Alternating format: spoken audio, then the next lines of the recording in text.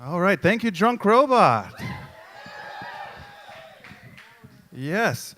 So just really quick, I was at a gala earlier at the Houston Zoo in the gorilla exhibit, and I hadn't. Yeah, give it up for that. And I haven't read this story in a little bit, so I snuck out and I started reading the story out loud. And about halfway through, I saw a gorilla just sitting there watching me.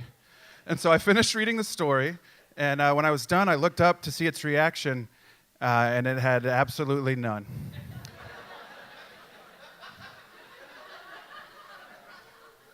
And that's when I realized it was a statue of a gorilla.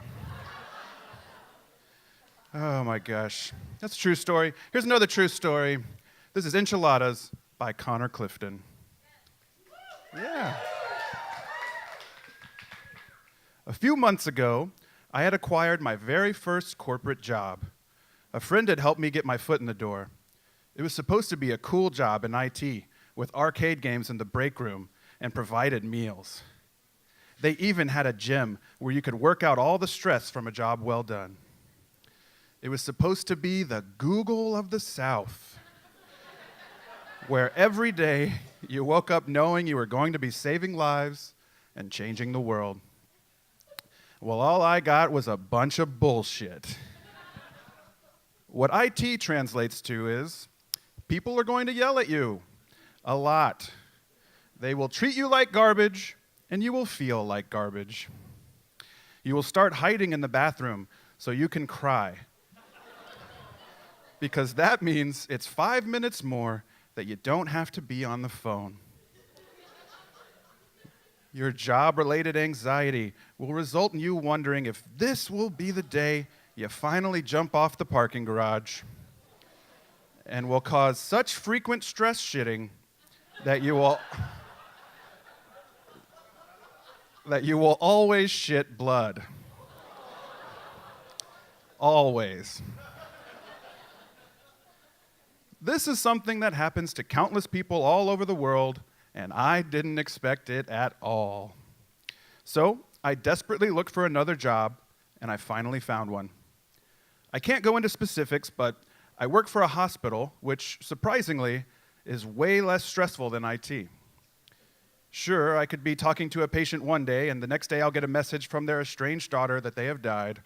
But at least I don't have to worry about why certain customers refuse to use WordPress plugins that have fucking reliable update schedules.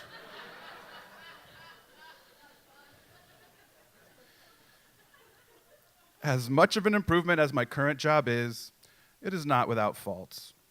I deal with a lot of difficult patients. I sit right in front of my boss, so it's hard to goof around. I deal with a lot of passive-aggressive corporate bullshit. Oh, and they also recently cut my lunches from 1 hour to 30 minutes. Author's note. To anyone who says, "But that's illegal." Yeah, I know. And? Are you going to bust into my office guns blazing and say, "You there, foul managerial beast! You have taken advantage of this person for the last time. I'll be taking them now to a magical place where they will have a new job with benefits." No?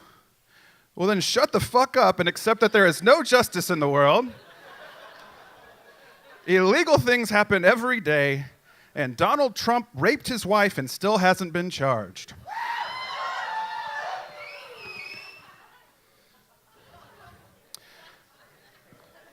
The reason why the lunch thing is so upsetting to me is that I really value that extra 30. I could find my moment of zen where I sit by myself at a table in the food court at work and yell to no one in particular about the news.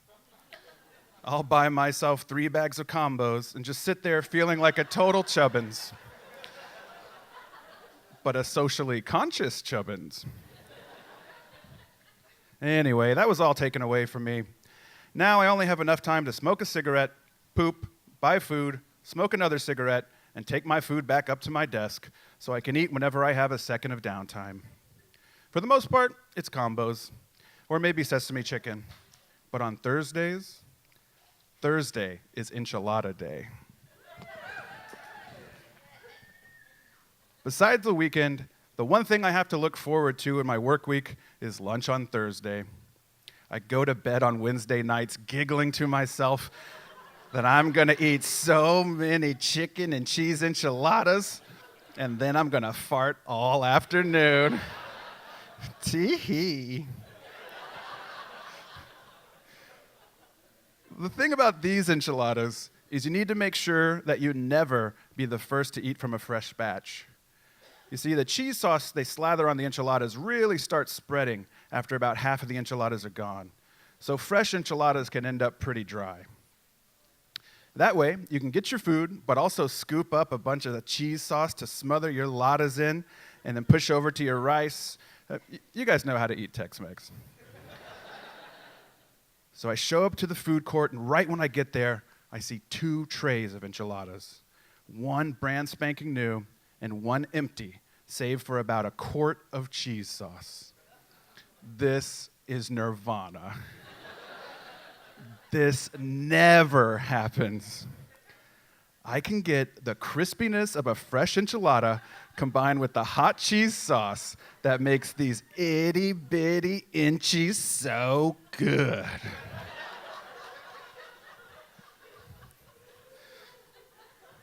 I make my move to scoop up the last of that cheese sauce, and then the manager comes and he's like, "Excuse me, gotta get rid of this empty tray.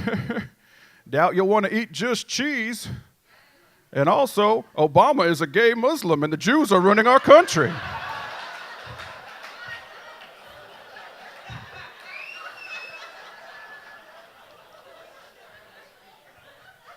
I'm paraphrasing. And I'm just like, fuck!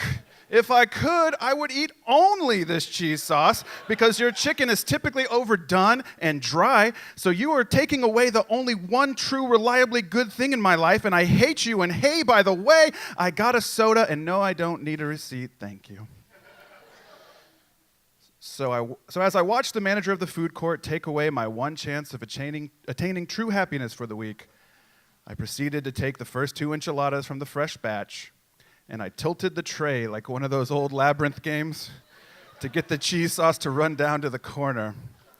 So I could just scoop it onto my food, and I held up the line in the process. It was as if I could hear the impatience of the other food court goers growing as I desperately tried to get more and more sauce. As I detected their eyes boring onto the back of my skull, I began to feel more and more like a glutton, fated to spend eternity in hell, with cheese sauce being forcibly pumped into my mouth and down my throat. I began to think that I would fill up with the cheese sauce, growing and growing, like a balloon, ever on the cusp of being popped. But then I thought about being force-fed so much cheese sauce that it would come out my eyes, ears, nose, and hair follicles like Play-Doh, and I thought, LOL! Take a second to think about how silly that is. Yeah, it's the little things that get you through the day and make you feel all right about your choices and where you end up in life. Then I took my food up to my desk and I had to wait to eat it because I had to tell a woman that the doctor refused to see her epileptic son because he doesn't accept her insurance. Thank you so much. Please welcome back to the stage, Drunk Robot!